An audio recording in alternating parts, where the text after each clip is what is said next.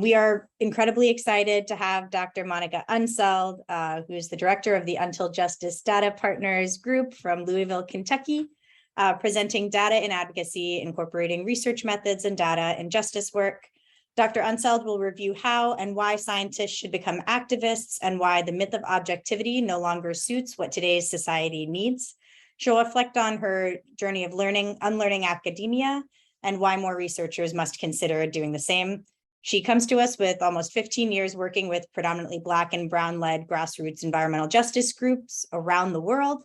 And, we'll be discussing kind of her positionality in her current work and, the fact that she comes from the work that many of us are currently engaged in or have been engaged in over the years. And so with that, Monica, we will share your slide deck. Let's say hello, hi. Hi, everyone. Thank you. It's such an honor to be here. I hope we have a good conversation after this. I'm going to go ahead and apologize for my voice. Every time the seasons change, I tend to lose my voice. So if it gets kind of icky, that's why. But let's go ahead and get started. Can we go to the next slide? These first few slides are just quotes to sort of get us into the moment. So I'm not good at meditation, so I don't tend to open meetings with meditation because my mind will just think about dogs or something. So sometimes I just use quotes. So we can go through these quotes, Swati, at whatever pace you feel is useful.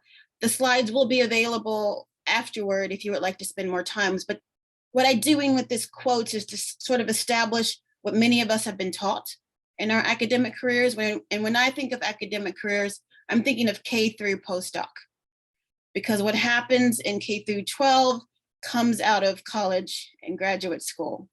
So we were often, science was no longer fun.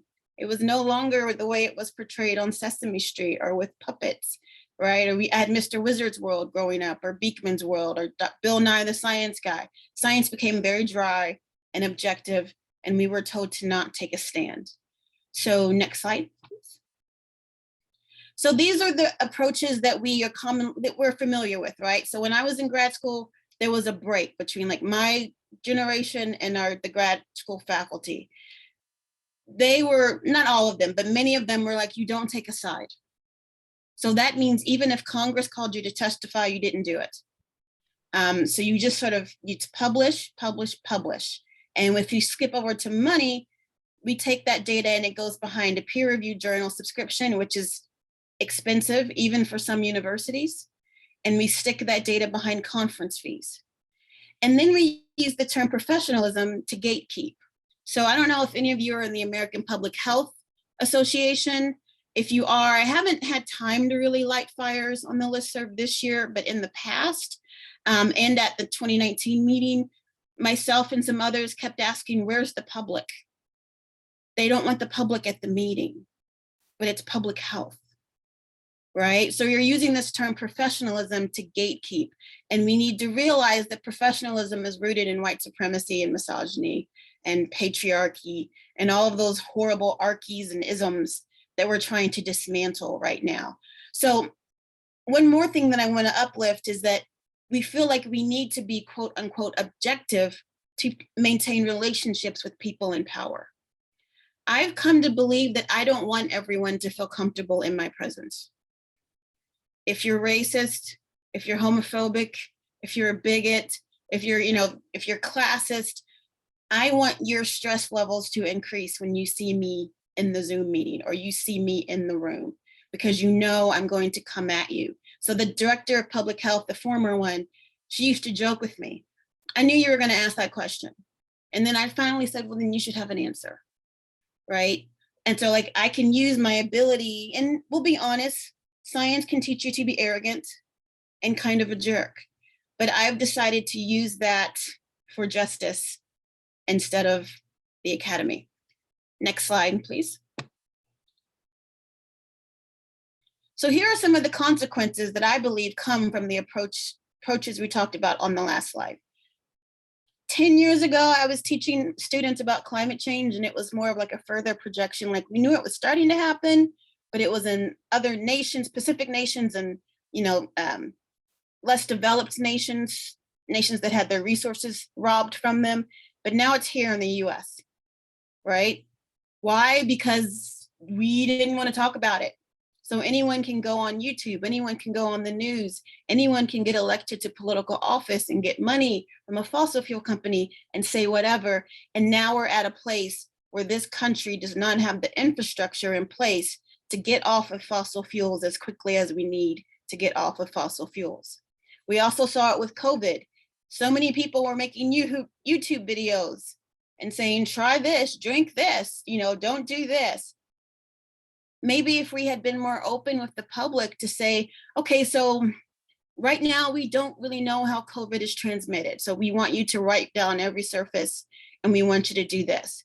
But then we're going to come back the more we learn and say, okay, so maybe it's not really the surfaces we need to worry about. We need you to wear a mask. But we haven't really discussed how science changes and it has to adapt. And so you're going to have to be willing for us to say, okay, now we need you to do this because we've learned something else. And because we haven't done that, you get all of these conspiracy theories and people trying to drink bleach. And also toxics, which is really my area of work. We know we don't see one chemical at a time, but we really don't know how to look at mixtures. There's some labs in Europe trying to do it. But I always say, I don't think NASA may have appreciated when JFK told the entire nation, if not the world, that we were going to the moon by the end of the decade. They may have looked at him as and been like, why did he say that out loud? We're not ready. I don't think that we have any innovation. We certainly don't have the funding, but there's really no push from the government or political leaders or corporate leaders, people with influence. And again, definitely not the money to get the research in place so that we have the models that we need to do some estimations that can inform policy decisions. And I think that's something that's not really talked about is how, I look at Shark Tank, right? And I'm thinking somebody may have an idea somewhere, but they're at the mercy of investors on whether or not they can get that to market. And with science, we don't have the funding because the grant proposals are so tight that we can't really say, this is what we need to research right now. Next slide, please. All right, so here are just some quotes. I like the first one. It says, don't just be a scientist, be a reformer scientist, be a humanitarian scientist. So I want to encourage you to, when you're thinking about environmental health, environmental dangers, environmental justice, climate justice, to always include human rights. And always to remember that we are animals and we are not separate from animals. So I have a colleague who looks at animal behavior and she's not sure how to get into this space. And so I said, that animals, if their behavioral changes, we see their migrating patterns, those are great signs for us to say that something's happening. So go ahead and pop out of that bubble. Next slide, please. So how do we unlearn academic Western science? So I used to call myself a failed academic, but someone told me just to call myself a reformed academic. And this is the first thing is one thing I tell grad school students all the time. Academia is not the root of all useful knowledge. Why do I tell this to grad students? Because so many grad students feel so much pressure to come up with something that's completely brand new and completely new innovation. And I say, no. I'm so glad my grad advisors told me to spend my first 2 semesters reading. We did some experiments, but I mostly did reading to see what was out there. But we also have many cultures that have been erased in history. We just celebrated Indigenous Peoples Day, which was for that loser, replacing that loser, Chris Columbus. But he relied on technology from Africa and Asia on the boat. He did horrible things with it, but perhaps we don't need to look to academia for some of these solutions. Perhaps it was solved 100 years ago, or maybe last week in another zip code or in another culture, but we tend to look for a Western European face or a face that's been heavily influenced and that has acclimated to Western European methods. And the goal of science right now is to be useful to societies. I feel like right now we're in a bad sci-fi movie, and I say that all the time. Science has to be useful. And I always just say at the bottom, you guys know this, the academy is never going to be loyal to you the way that it expects you to be loyal to it. Next slide, please. And so again, it's just break down the artificial walls and the silos. So work with people in other domains. I think someone's paper is rustling. But talk to artists, right? Because we have to rethink what data is. Data is information. Doesn't have to be a number. And so there's a holistic approach that's true to many cultures of color, where we don't just rely on numbers. We can give you a tradition and a song and a dance and a painting. So push back against that notion that it has to be numerical. And that also goes against rejecting the white supremacy and patriarchy. You know, we have that historical erasure. And what is knowledge? What is truth? Different cultures have different meanings for that, right? And some cultures have been around thousands of years, so maybe we need to ask them and learn from it. So when you're doing your research, say, what do I need to unlearn? And who else do I need to talk to influence my work? And I'm a big thing, my big thing is lived experience is data. It really breaks my heart that the CDC and EPA do not partner together more than they do. I know they're understaffed, and I know they're probably frustrated too. But that right there is just like, we have to ask, where do you work? Where do you live? Is it near a facility? Is it near a place that's flooding all the time? Is it a place with high drug use? We need to know this lived experience. Next slide, please. So how do we do this? So when I first became sort of an activist, I've kind of always been one. My dean used to call me a hellraiser. I refused to teach 8 a.m. classes because I read research saying that students weren't learning, they weren't awake. And I was not going to teach the electron transport chain to non-majors at 8 o'clock in the morning. They were going to be bored, and so was I. But it ruffled some feathers. But I had my peer-reviewed research, and I said, I'm not teaching. Give me an late afternoon or an evening class. So Untitled Justice Data Partners, which I know is at the bottom, this didn't start until 2020. I'm here in Louisville, Kentucky, where Breonna Taylor was murdered. And in the wake of her murder, we lost David McAtee, Tyler Girth, and others during the demonstrations. And people were asking me about, how can I find data on police brutality? How can I find research on crime prevention so we don't have to, always just give the police more money in the budget? And I was like, well, I do have these research skills. So I started helping people find available research, which that means we need more open access research. And I also, I would challenge them to ask different questions. So I was largely working here in Louisville, and I still predominantly do work with Black and Brown communities here. And we have an understanding. So we know that we don't have those individualistic cultures. Whatever is going to happen to me, it's going to affect my grandparents and my nieces and nephews. And that's what I'm thinking about on anything. I do not exist alone. And I also know that as a Black woman, I've been seen as a deficit, and so is my culture. So when I look at this research and I say, did it come with an assumption that something different is the deficit that has to be fixed? Or does it respect that it's a difference that we may learn from? And so I encourage people to ask that question. I also encourage people to ask, so when the police chief says, we need cops in schools, I say, okay, so ask her to show some data on that, because we have to show data. So it was a little easier for me to transition into this work because I am a Black woman and I know how it feels to be studied and not spoken to.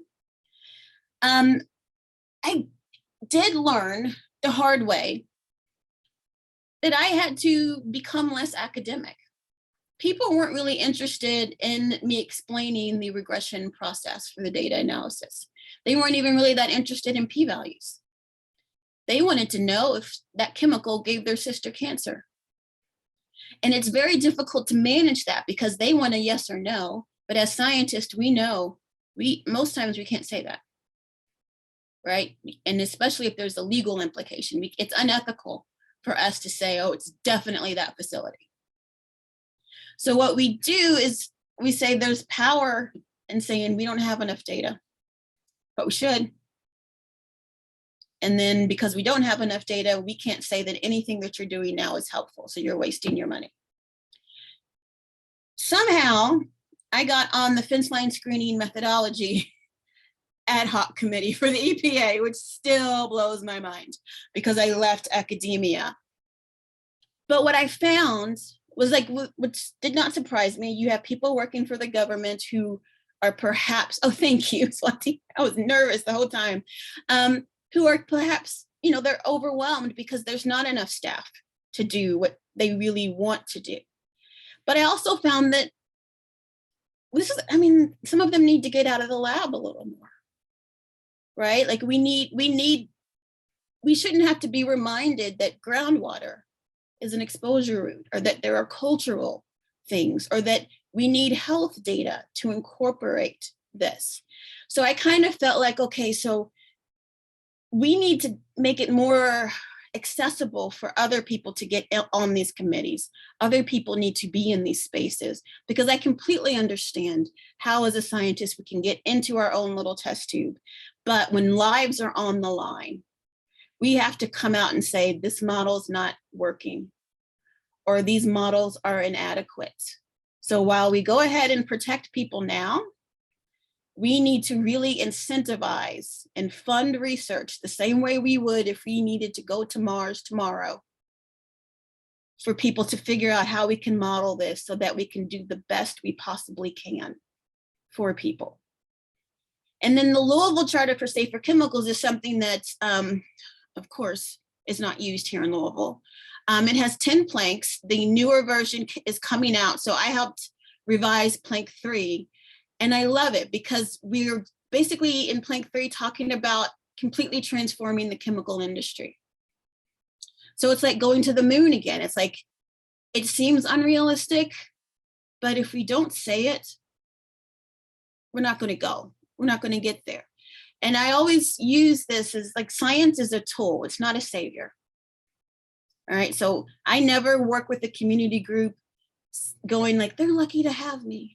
And I got in trouble at an APHA meeting for like someone on their like leadership said that, and I raised my hand and said, no, you were honored to be on that reservation with them.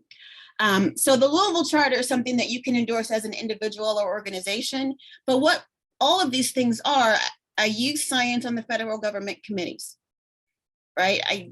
We have to use science for the Louisville Charter for Safer Chemicals, because we have to know what are the 4 main types of chemicals that there are, and how can we get green chemistry, and how can we move on from that. We have to accept other knowledge systems. It's not just the Western European way of doing things. We have to accept that data can come in all forms. And we have to be able to be humble and willing to learn from these communities and go back and find that history that we have been erasing. And again, it's a deficit. It's not a deficit, sorry, it's a difference. It's not a deficit.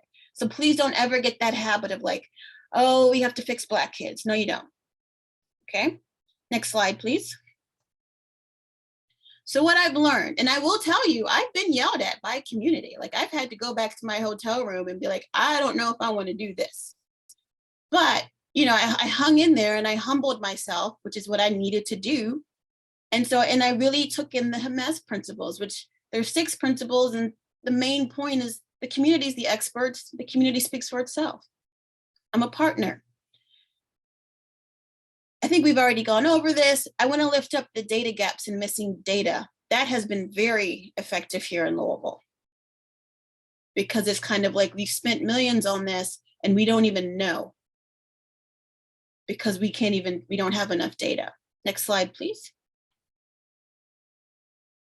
My advice, this is my pet peeve. Anytime I hear someone say you're dumbing it down, no, you're not. You're being less of a jerk. You're being less elitist. You're making it accessible, right? You're making science useful. I encourage us all to learn how to tell stories. I think some of you may agree with me that the way we write research articles is kind of ridiculous. And the fact that we're trained to not even read it in order should be a sign that maybe we need to write them differently. but I think we're too arrogant to admit that, which is, again, scientists, we know the brain, but then we don't use our brains. So it doesn't make any sense to me. Use stories. Pull up those data gaps. We all know that's where you get your new research idea from. So I always tell people, go to another zip code and then go to the library. Realize that science is not separate from society. And then data justice, you all probably already know that, like we share the data back with the community. We're not helicopter scientists. Next slide, please. So these are just potential first steps of if you're not sure how to do this. Again, spend time with groups and just listen and say, what do you need? And sometimes I would take existing data sets. And the first thing I hear was, we never asked those questions. I've been to community meetings where the researchers would go in and say, we've solved this problem. And the community said, but that's not the problem we need solved. It's what you decided you wanted to solve. Get the partnerships and the research plans. Start co-writing grants with community groups. Start inviting them to conferences. Oops, sorry. And then just remember, like, there's line for all scientists, right? If you want to be an activist, if you want to be behind the scenes, and be honest. If you don't know, we don't know. And so we'll just point it out that it's a data gap. Next slide. Questions. I don't know how much time we have left for questions. Yeah, we have plenty of time. You can just go to your thank you slide, but thank you so much, Monica. This was a great presentation. I'll stop screen sharing so we can see everybody's beautiful faces. And yeah, thank you so much. Your presentation was awesome. Yes, hello, welcome back to everybody. So anybody who has questions, you can either use the raise hand function on Zoom or drop your questions in the chat or unmute yourselves. Oh, hi, Keith. I hope it wasn't too rushed. I don't think so. And it was recorded anyway, so it'll be okay. But yeah. I guess my first question, oh, is there a question in the chat? Thank yes, you. Nick. I guess my first question is, you said that you had gotten into a little bit more of the work with Untitled Justice Data Partners in 2020, so during kind of like COVID. And I'm making not an assumption, but you are like pretty well advanced in your career. Do you think that that benefited your ability to go over and move into like data advocacy and advocacy work on behalf of communities? Well, I'd been doing it by 2020, I've been doing it for over a decade. But I think it definitely allowed me to branch out from environmental justice to other fields, mainly, and because I appreciated that my community, my neighbors wanted to come to me with help for this, like they saw me as someone trusted to help them with these issues.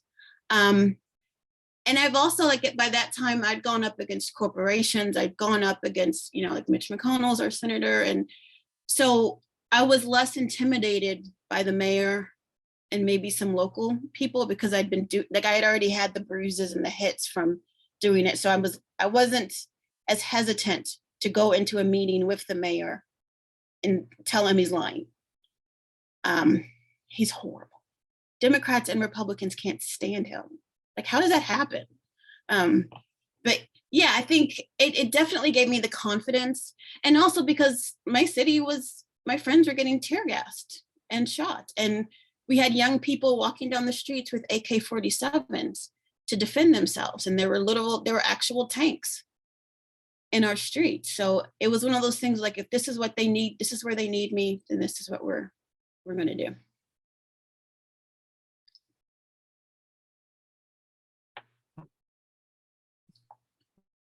Yeah, that was really great. Thank you. I wondered if you could talk a little bit more about your experience. Was it on the EPA committee or the one that you mentioned in your slide?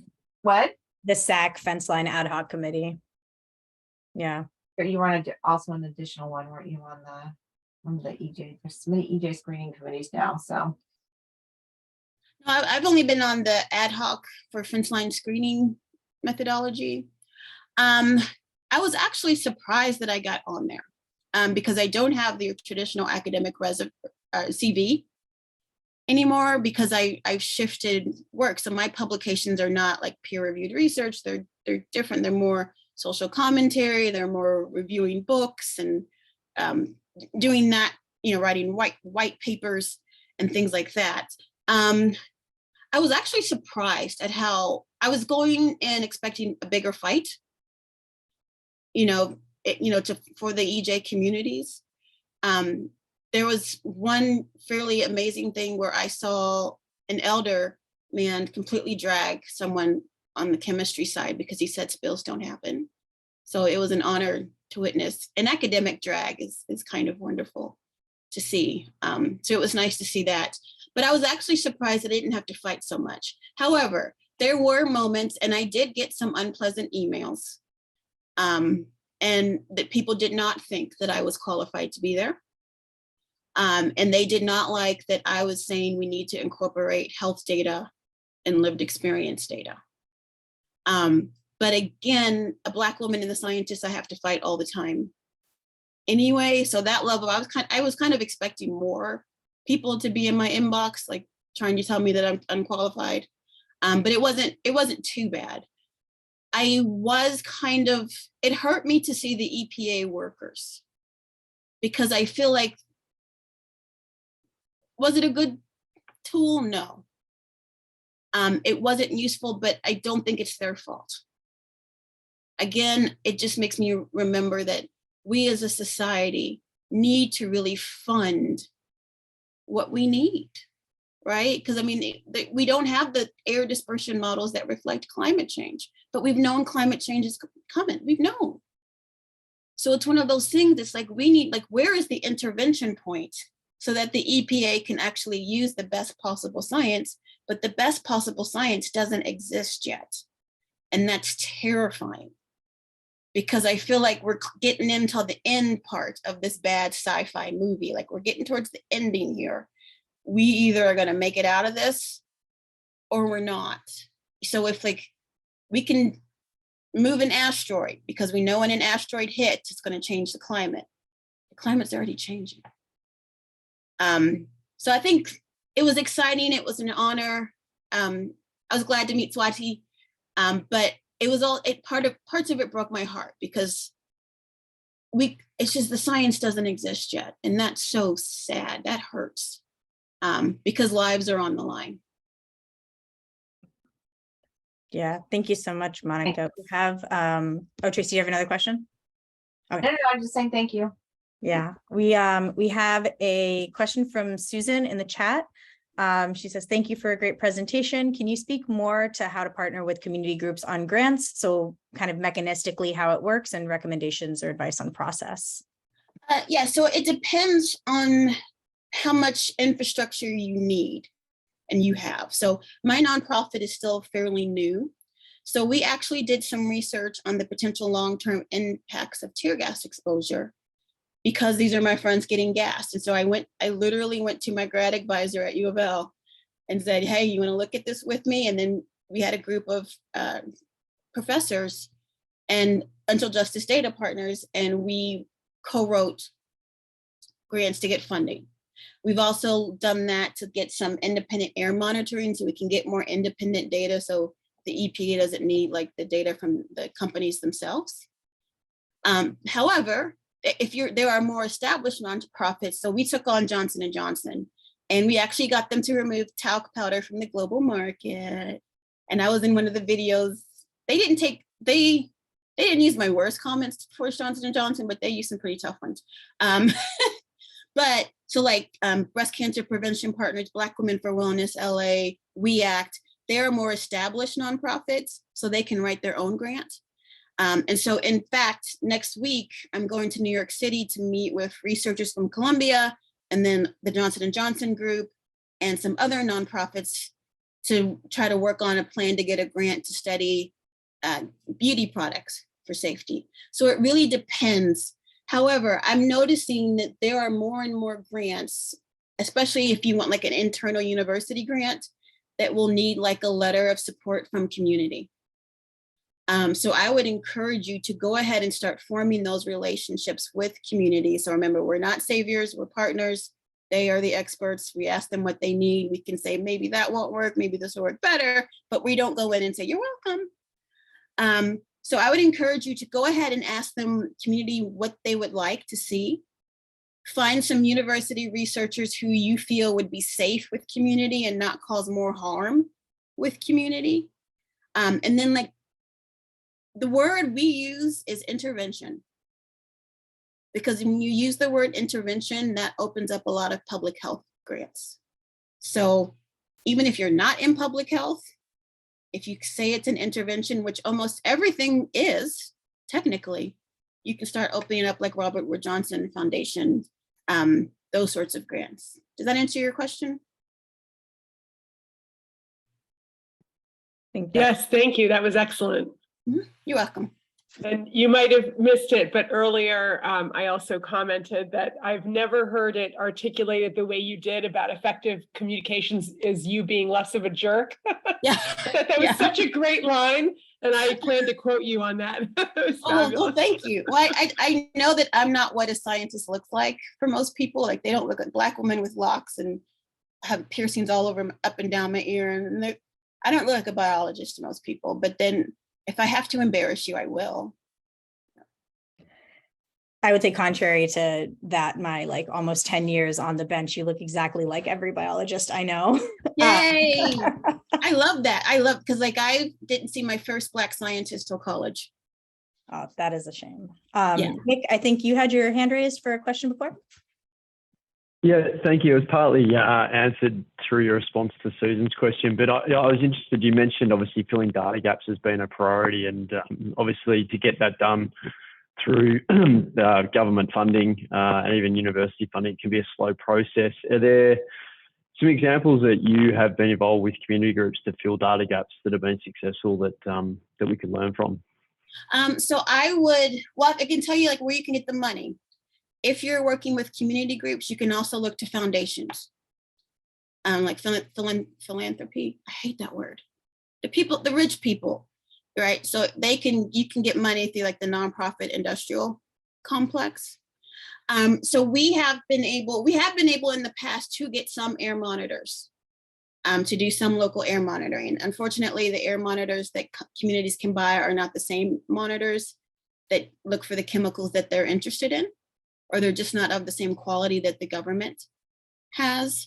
Can you repeat your question again? Sorry.